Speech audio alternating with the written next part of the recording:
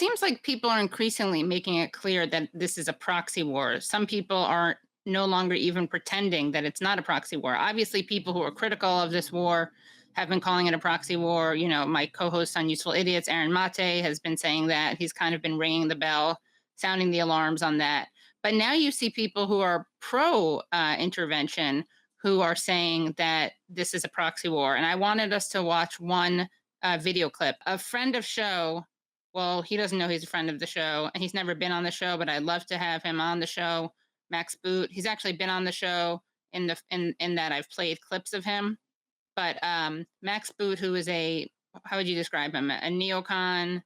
Yeah, Um, Neocon, even, you maybe even go beyond that a bit, but I describe him as, I think at some point his brain dissolved and that hat that he has on in right.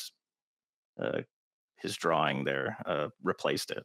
Yeah, that's a charitable way of describing whatever his condition is. So he had something interesting to say on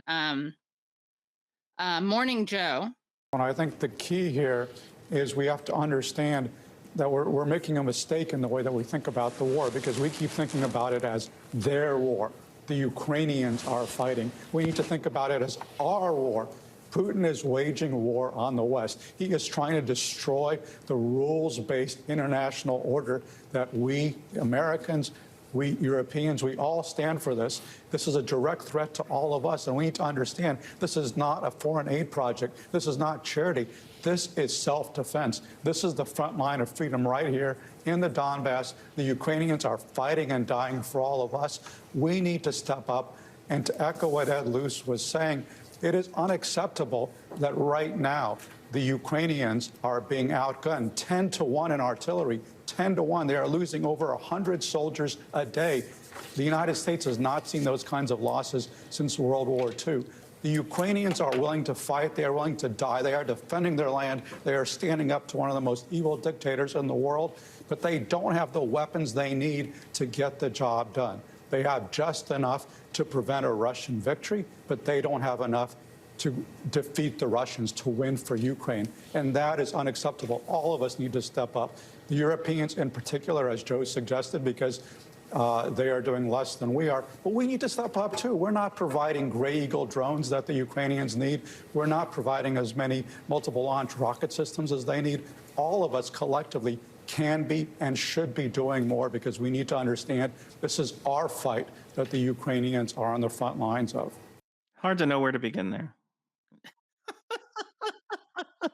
I mean, everything there's pretty much wrong on one level or another. This is not a war against the West. Ukraine is not in NATO. There is no vital U.S. interest in Ukraine or in protecting Ukraine. This is our involvement is a choice. It's a conscious choice.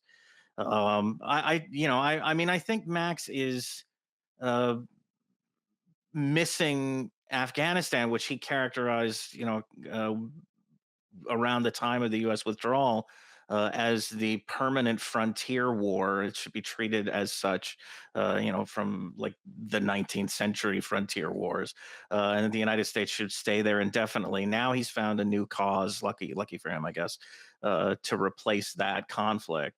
But the argument here that there's some vital interest in defending the rules-based order. I mean, if the United States wants to defend the rules-based order, it should start by actually abiding by the rules. Like we never abide by the rules. We didn't in Iraq. We didn't in Afghanistan. We didn't. We don't when we impose these massive, humanitarian, risking, life-threatening sanctions on countries just because they don't sort of toe the line.